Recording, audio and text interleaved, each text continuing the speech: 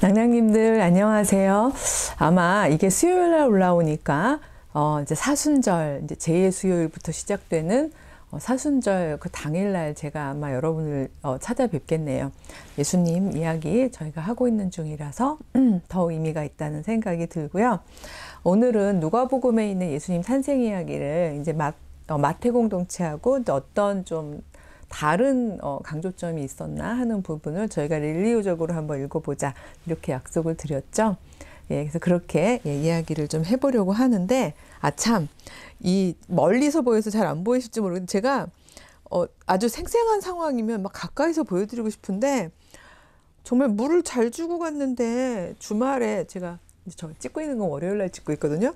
토요일하고 이제 주일날 안 왔더니 애가 그냥 완전히 이렇게 돼가지고 물을 줬더니 지금 한 반쯤 다시 올라왔어요. 근데 제가 완전 생생하게 살아나고 난 다음에 찍고 싶었는데 이거 선물로 준 친구들이 귀해서 근데 제가 이제 다음 약속이 있어서 이러고 있습니다. 이거 잠깐 말씀드릴게요. 왜냐하면 예쁘게 담아온 그 신혼부부인데 제가 2월 4일 날 주례를 섰던 미현 갑자기 잠깐요. 경민. 예. 제가 그 경민 형제님을 이제 한 학기 가르쳤기 때문에 제 제자인데 오히려 제자 이름을 막 이러고 있었네요. 그래서 이 부부가 이제 또 새로운 하나의 아름다운 유기체로, 그쵸, 유기체죠. 예. 왜냐하면 둘이 하나가 되는 굉장히 신비로운 이제 결혼 생활을 시작을 하면서 이제 저한테 주례를 부탁해서 주례를 섰었는데 신혼여행 갔다 오자마자 예쁜 꽃을 사왔어요. 캄파놀라라는 꽃인데 꽃말을 찾아봤더니 상냥한 사랑 뭐 이렇게 써 있더라고요. 부부를 되게 닮아 있는데 길게 이야기한 이유가요. 예쁘게 담아오면서 이 캄파놀라 이 아이도 유튜브에 출연하나요? 하고 물어보셔서 예, 다음번에는 좀 더 생생한 모습으로 보여드리기로 하고 그때는 막 이런 이야기는 없이 그래도 받은 다음에 바로 감사 인사하는 게 옳을 것 같아서 잠깐 말씀드렸고요. 우리 낭낭님들도 덕분에 이름 아셨겠네요. 그쵸? 캄파놀라. 누가복음을 가지고 제가 이제 좀 이야기를 해보겠습니다. 누가복음 1장과 마태복음 1장을 비교하는 것보다 이제 왜냐면 그거는 조금 좀 다른 그러니까 층위가 있거든요. 그래서 이제 탄생으로 딱 들어가는 이제 2장 이야기를 가지고 이제 그때도 마태복음도 2장이었죠. 함께 이야기를 해보자면 일단 누가복음은 누가 썼나요? 이런 어렸을 때 장난스럽게 갑자기 그러니까 저 이런 얘기 자꾸 하면 안 되죠. 누가 봐? 이런 생각도 나고 그러는데 이 누가라는 이름이 그러니까 이방 이름이에요. 헬라 이름. 그러니까 우리도 보면 그러니까 사실 그러니까 한국 사람들 입장에서는 마태나 마가나 누가나 그쵸 요한이나 어쨌든 다 이름들이 다 외국 이름이기 때문에 그렇게 크게 그러니까 확연하게 안 닿지만 그렇지만 예를 들어서 소영, 경민, 미현 이러다 말고 샘 그러면 저희는 샘? 이렇게 하고 금방 알 수 있잖아요. 왜냐면 이제 우리가 자주 쓰고 있는 이제 한국 이름이 아니기 때문에 누가라는 이름도 이 이름이 이제 그릭 그러니까 지금 헬라 이름이다 보니까 두 가지 추측이 가능한 거죠. 이 누가복음을 쓴 누가는 최소한 1. 이방인이었거나 즉 유대인이 아니었거나 아니면 2. 혈통적으로는 유대인인데 우리도 보면 2세, 3세 이렇게 되면은 이제 가 있는 곳에 언어가 더 익숙하고 그곳의 이름을 가지고 살고 이러잖아요. 그래서 최소한 유대인이었다가 말하자면 이제 살고 있는 곳이 너무나 이제 계속해서 이방 땅이었기 때문에 안디옥 출신이라고 돼 있는데, 이제 그러다 보니까 이제 너무 자연스럽게 이방 문화가 익숙한 사람이거나 이렇게 두 가지 추측이 가능하잖아요. 근데 이제 학자들 입장에서는 이제 왜냐면 사도 바울 되게 열심히 따라다니고 사도 바울에서 복음 듣고 그러니까 크리스찬 되고 이랬던 사람이라서 그러니까 아마도 개종한 이방인이었을 거라는 이야기들을 더 많이 저는 읽었어요. 근데 만약 그렇게 본다면 와, 이방인이 쓴 예수님에 대한 복음서네? 이렇게 생각할 수 있는 거죠. 그렇죠?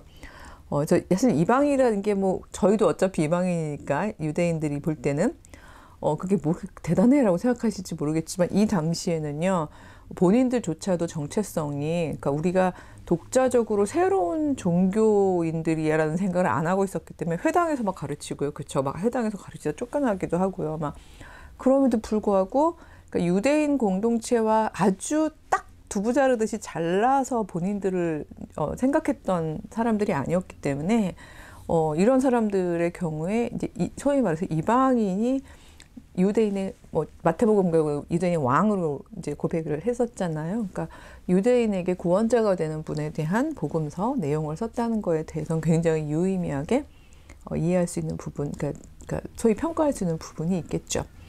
근데 제 포커스는 오늘은 제가 계속 릴리우적 성경 읽기라고 얘기했습니다만, 그러니까 예수님이 탄생하시던 날에 있었던 소위 비일상적인 경험들에 대한 거죠.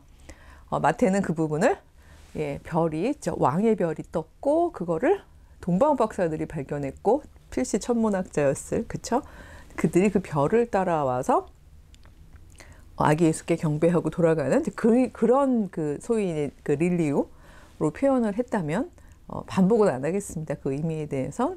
근데 누가복음은 어떻게 얘기하고 있는지를 한번 저희가 보도록 하죠. 누가복음 2장인데요. 가이사 아구스도가 영을 내려서 호적을 하라고 해가지고 구레뇨가 수리아 총독이 되었을 때 이제 처음 시작을 한 거고, 호적하러 다들 고향으로 돌아갔는데 요셉이 다윗의 집 족속이기 때문에 나사렛 동네 유대를 향해서 갔고 베들레헴이라고 하는 다윗의 동네로 약혼한 마리아와 함께 호적하러 올라갔는데 이때 이미 마리아가 잉태한 상황이고 거기 있을 때 이미 해산할 날이 다 찼더라까지 7절이 있음에도 불구하고 제가 여기까지 이제 맥락을 얘기한 건데, 그러니까 여기 보면 이제 해산할 날이 다 찬 상황에서 이제 호적하러 간 거죠. 뭐 왜 호적하러 갔냐 이건 넘어가겠습니다. 이제 대부분의 제국은 자기가 다스리고 있는 사람들의 수를 정확하게 계수하는 게 중요한 부분이 있으니까요. 다만 요셉이 다윗의 집 족속이라는 것, 나사렛 동네로 갔다는 것, 다윗 동네라는 것, 이런 것들이 지금 강조되어 있죠. 예. 그리고 사실은 제가 2장부터 읽었지만 1장에 보면은요, 계속해서 사실 되게 특이한 시작을 하는 이유가 우리가 세례요한 볼 때 봤습니다만 이 첫 이야기를 정말 그 아비야 반열에 있던 제사장인 그쵸? 사가랴의 아들이 태어나고 그 유대인들에게 약속되었던 예언자 시절부터 약속되었던 그 모든 경로 진로를 그러니까 진도를 가면서 준비되는 그쵸. 그래서 막 유대인들의 전통이 계속해서 이어진다는 느낌이 막 들고요. 또 마리아 찬가도 제가 너무 자주 해서 오늘은 마리아 찬가에만 집중하지 않겠습니다만 아기의 어머니였던 마리아가 부른 마리아 찬가 내용에도 보면은요, 유대인들이 가지고 있던 정통 신앙의 핵심이 막 다 들어 있었잖아요. 막 드디어 이 비천한 소녀를 높이시는군요. 그쵸?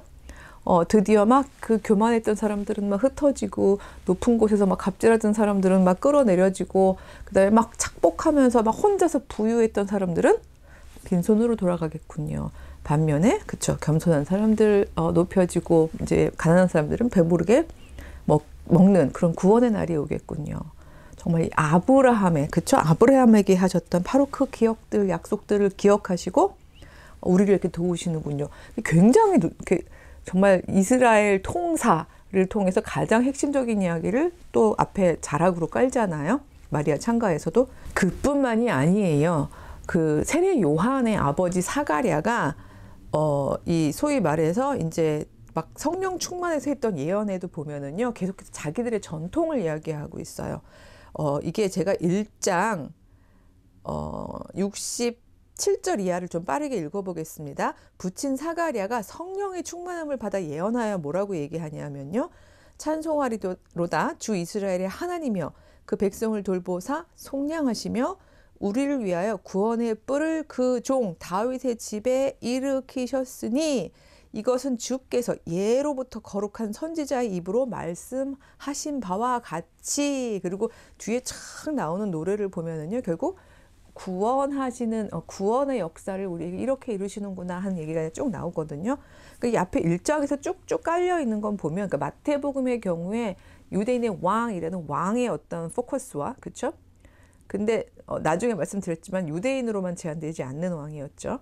근데 그 왕이라는 포커스와 그 당시에 실세였던 왕의 어떤 견제, 이런 것들이 굉장히 1, 2장에 대비되어 있었다면, 지금 여기 누가복음에 보면 유대인들이 자기들의 공동체로 살아내면서 가지고 형성되었던 아주 핵심적인 정통신앙의 내용이 계속해서 나오거든요.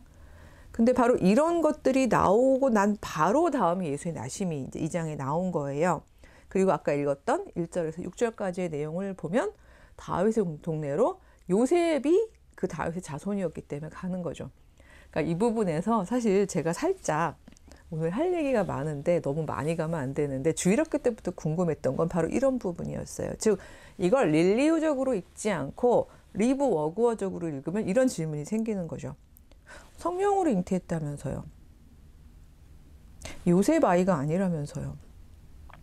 근데 왜 마태복음에서도 그 요셉 계보를 쫙 훑고 마리아 계보가 아닌, 그다음에 누가복음에서도 계속해서 뭐 다윗의 집안, 다윗의 자손 막 이런 전통 얘기만 쭉 나오죠? 혈연적으로 다윗하고 무슨 상관이죠? 더군다나 여기 계수하러 간 것은 진짜 말하자면 요셉네 동네로 간 거지, 예수님은 이 동네와 솔직히 말하면 별로 아무런 상관이 없잖아요. 혹자는 예언서에 있는 뜻을 이루기 위하여서라고 얘기하지만 이것도 또 이제 해석이 깁니다. 근데 사실 예수님 자체의 혈연으로 놓고 보자면 요셉 계보가 아닌데 이게 무슨 상관이에요? 그러니까 제가 이런 이제 질문을 초등학교 때는 좀 단순하게, 중고등학교 때는 조금 더 복잡하게 질문을 드려봤는데, 이 자리를 빌어서 우리 주일학교 선생님들께 죄송하지만 너무 제가 어려움을 드렸던 거죠. 신학 전공한 사람들끼리도 논쟁 가능한 이야기를 제가 이제 여쭤본 건데, 이제 혼만 났죠. 믿어야 하는 것들을 따진다고. 예. 어쨌든 그 질문은 지금 저에게도 지금까지 계속 있었을 수 있어요. 제가 이걸 막 리브워거적으로 접근했다면. 근데 이걸 릴리우적으로 접근하니까 확 이해가 된 게, 항상 말씀드렸습니다만 릴리우에는요 사실소가 있어요. 이 사실소라는 거하고 경하고는 헷갈리지 말라고 계속 말씀을 드렸습니다만, 이 사실소라는 것은 즉 자꾸 복습을 하려고 드네요. 어떤 그 공동체가 가지고 있는 팩트로서의 사실소도 있지만, 이 공동체가 계속해서 전하려고 하는 그 메시지가 어떤 특정하게 계속해서, 그러니까 리얼리티, 사실을 가지고 오는 전달되어 가는 내용들이 있는 거죠. 그 중에 하나를 오늘은 저희가 찾아갈 건데요. 그거를 찾아가는 데 있어서 정말 중요한 부분이 이제 2장 7절에 첫 아들을 낳아 강보로 싸서 구유에 누였는데 이는 여과 안에 있을 곳이 없었음이로라, 이렇게 되어 있어요. 이거 가지고 이제 우리 막 그 어린 주 예수 눌 자리 없어, 구유에 누였네, 심지어 왕이신데 우리가 합쳐서 그래요. 여기 누가복음에 보면요 왕이라는 단어가 나오지 않아요. 구세주, 구원자라는 단어들은 나오지만 왕이라는 말은 나오지 않아요. 오히려 마태복음에 킹십, 그 왕됨에 대한 부분이 강조되어 있지, 누가엔 그런 얘기가 없는데 우리는 다 합치다 보니까 이제 왕이 구유에 누우신 게 겸손하신 이렇게 이제 막 된 거잖아요. 누가복음으로만 보면은 그런 얘기는 없고 일단 구유에 누였고 여관에 있을 곳이 없어서 그랬다라고 지금 되어 있죠. 그러니까 이 부분을 놓고서 이제 저희 오늘 할 얘기 정말 많네요. 주일학교 때 성탄극 할 때 보면은 이제 소위 말하는 이제 미드라시적인 더하기일 수도 있겠습니다만, 저희 이제 연극 하다 보면은 여관주임 같은 분이 그러죠. 우리 방 없어요. 안 돼요. 여기 꽉 찼어요. 딴 데 가보세요. 이런 식으로 얘기하는 장면들이 항상 대사에 들어 있었는데, 여기 지금 여관에라고 되어 있습니다만, 이걸 이제 그러니까 헬라어 원문으로 보면 이제 그 장소에, 그러니까 사실 그 집에 이렇게 봐야 돼요. 그러니까 완전 여관업을 엄청나게 크게 하고 있는 곳이었다면 다른 단어를 썼을 거래요. 어쨌든 지금 그 여관에 누울 곳이 없어서 강보에 쌓여서 지금 구유에 누웠다, 지금 이렇게 되어 있잖아요. 근데 저 오늘 이 책 한번 소개해 드리려고 그러는데, 왜냐하면 아마 우리 낭낭님들이 굉장히 낯설게, 안 들어보신 해석일 수 있는데, 우리는 계속해서 이 구유에 누우신 예수님에 있어서 가장 압도적인 해석이 겸손, 그렇죠? 하느님이 자신이신 분이 인간으로 내려오신 것도 어마어마한 자기 비움이신데 심지어 왕의 아들, 막 궁중에서 태어나시는 것도 아니고 구유에서 누우셨어. 막 그리고 우리가 다 그림 막 지푸라기, 마구간, 우리 한국적 상황이 문화적 마구간을 생각하는 거죠. 막 그렇게 생각했었잖아요. 근데 이 책이 뭔가 하면요, 중동의 눈으로 본 예수라는 책인데, 이게 케네스 베일리라는 사람이 지었네요. 이 사람이 그러니까 서양 학자인데 이제 그 생애사적으로 이집트에서 살고 이제 중동에 오래 사는 거죠. 그리고 중동 문화를 연구한 사람이에요. 그러다 보니까 중동 문화적인 배경에서 구유에 누웠다는 게 뭔지를 너무 잘 아는 거죠. 그래서 제가 아마 이거 사진으로 찍어서 보여드릴 건데요. 그래서 막 여기 보면은요, 그러니까 그 당시에 서민 가족들이 기거하는 방이 어떻게 생겼는지, 그리고 혹시 객실, 그러니까 아까 여관이라고 했기 때문에 그냥 아주 그 상업적인 여관 아니고, 그러니까 여관으로 활용하는 객실이 있는 집조차도 어떤 방식으로 이제 지어졌는지 이런 걸 이제 그려놓은 게 있거든요. 근데 이걸 보면 최소한 두 번째 경우라도 객실에 지금 방이 없어요, 빈 방이 없어요, 이제 이런 얘기일 수 있다는 거죠. 그리고 만약에 더 서민집의 경우에는 뭐 당연한데 이 경우에 이제 후자 쪽으로 좀 더 보기가 좋은 거죠. 근데 문제는 그래서 마구간에 뭐 가서 뭐 애를 낳든가 말든가 이랬다는 게 아니라는 거예요. 이 그림에 따르면 굉장히 흥미로운 게요. 이따 여기 우리 편집자님이 그림을 보여주시겠지만, 이게 되게 나중에 이걸 아시고 나면 예수님이 지내셨던 뭐죠? 계속 말할 때 뭐 안식일에 뭐 곱비 우리가 하다못해 아무 일도 안 한다고 하지만 소나 양의 메인 거는 풀어주지 않느냐 뭐 이런 얘기 있잖아요. 그것도 다 거주를 알면 끄덕끄덕 할 수 있다는 얘기예요. 이 집 구조가 재밌는 게요. 단칸방이에요. 단칸방인데 마곡간하고 이 방이 하나로 연결되어 있어요.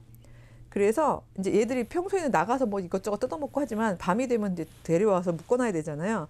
그 묶은 애들 주둥이가 이렇게 여기 이렇게 구유가 있으면요, 이렇게 있는데 거기가 이렇게 좀 낮게 돼가지고 이렇게 뚫려서 이렇게 보면 그냥 거기가 방 한 칸인 거예요. 그래서 옹기종기 다 같이 있는 거예요. 이렇게 이쪽에서 누워서 보면 저기 이제 소도 보이고, 그쵸, 말도 보이고 막 이럴 수 있는 이런 어떤 서민적인 집인데, 오히려 이 경우는요, 이거를 대충 가서 알아서 지내봐요가 아니라 환대였다고 이 사람은 풀고 있는 이유가, 여관이었어도, 그러니까 그 객실 하나 있는 여관이었어도, 거긴 지금 누가 찾는데 막 이러고 가봐요가 아니라, 보니까 배는 막 남산만 하고 그러니까, 그러면 말하자면 안방 건너방이 없는 그냥 우리가 기거하는 그 방에 같이 있을까요? 사실은 어마어마한 환대였다는 거죠. 그럼 어떻게 어디 멀리도 못 갈 텐데 들어와요 하고 이제 환대를 해준 거죠. 그러니까 이 베들레헴이라는 공간이 우리가 다윗을 낳은 공간이기 때문에 다들 막 이렇게 생각하고 막 생각할지 모르지만, 그러니까 마태복음에는 왕의 별을 보고 막 사람들이 바로 궁궐로 가서 여기 없나요? 막 이렇게 찾았지만, 그쵸? 근데 여기 베들레헴이란 공간은요, 다윗의 출생지이긴 하지만 아시다시피 다윗조차도 그러니까 이 베들레헴도 작은 곳이었고, 다윗도 자기네 2세 집안에서 제일 막내 아들이었고, 그쵸, 목자였고, 그러니까 정말 아주 그러니까 낮은 자, 그러니까 겸손하고 그냥 일상을 살아갔던 평범한 이스라엘 사람이었던 거잖아요. 근데 그 안에 있는 중심과 신앙과 아름다움을 보시고 하나님께서 구원자로 들어쓰시는 자였죠. 그러니까 이제 베들레헴이라는 이 공간에서 기꺼이 환대받고 있는 모습으로도 충분히 읽어낼 수가 있다. 왜냐하면 이 중동의 문화를 놓고 보자면 그런 얘기예요. 그래서 재밌는 게, 제가 성경하고 좀 번갈아 얘기하겠습니다만, 아시다시피 누가복음에는 동방박사는 안 나오고 천사가 8절부터 제가 좀 보겠습니다. 그 지역의 목자들이 밤에 밖에서 자기 양떼를 지키고 있을 때 주의 사자가 나타난 거예요. 천사가 무서워하지 마. 내가 온 백성에게 미칠 큰 기쁨의 좋은 소식을 줄게. 이거 되게 유대교적으로는, 그러니까 유대인들에게는 아주 전형적이죠. 온 백성에게 미칠 기쁜 소식은 딱 뭐죠? 구원받는 거잖아요. 해방되는 거, 자유를 얻는 거. 다윗의 동네에 너희를 위해서 구주가 나셨어. 구세주, 세이비어, 구세주가 나셨어. 근데 강보에서요, 구유에 누워 있는 아기인데 너희에게 표적이 될 테니 가서 확인해 보렴. 그래서 막 이제 달려가 본 거죠. 그랬더니 16절에 마리아하고 요셉하고 구유에 누인 아기를 찾아서 본 거예요. 그쵸? 근데 바로 요 부분을 제가 이제 이 책하고 얘기를 해보자면, 만약에 정말 그 구유가 마곡간의 구유였다면 중동인들의 정서와 문화에서는요, 그 목자들이 경배하고 우리가 드디어 징표를 받구나 하면서 돌아가지 않았을 거라는 거, 이렇게 얘기했을 거라는 거. 이 말이 너무 재밌어서 제가 한번 그대로 읽어드리려고 그러는데, 전 이 말이 너무 재밌었거든요. 이렇게 얘기했대요. 만일 목자들이 도착하여 발견한 것이 냄새나는 마곡간과 걱정하며 어쩔 줄 몰라 하는 어린 엄마와 만사를 체념한 요셉이었다면 그들은 이렇게 말했을 것이다. 이런 우라질, 우리 집으로 갑시다. 우리 집사람들이 당신을 돌봐줄 거요. 너무 재밌죠. 예, 그러니까 이게 이 사람들의 정서고 문화라는 거예요. 예수님은 이게 구유에 누이신 이 부분은 소위 말해서 막 엄청 겸손하고 비천하 이렇게 보지 말라는 거죠. 그래서 저는 이 릴리유, 즉 그 공동체들의 이야기에서 저는 들었을 때 하필 누가는 왜 이 이야기를 소위 말해서 예수님 탄생에 있어서 제일 중요한 일화, 에피소드로 가져왔을까? 이거를 생각해 봤을 때 저는 왕 되시고 높은 분이고 이런 거에 그 내용보다는 유대인들이 계속해서 자기들의 공동체적인 정체성으로 잡았던 거예요. 자기들은 겸손하고 그러니까 소위 말해서 그냥 일상을 살아가는 평범한 사람들이지만 오직 그들이 특출날 수 있었던 것은 여호와 하나님을 향한 신뢰와 여호와께서 우리가 필요할 때 구원자를 보내주실 거라는 그 정말 강한 믿음이었던 거잖아요. 다윗도 목동 중에 하나였고, 그래서 여기 보면은 바깥 베들레헴 근처에서 이제 그러니까 베들레헴 목자들인 거죠.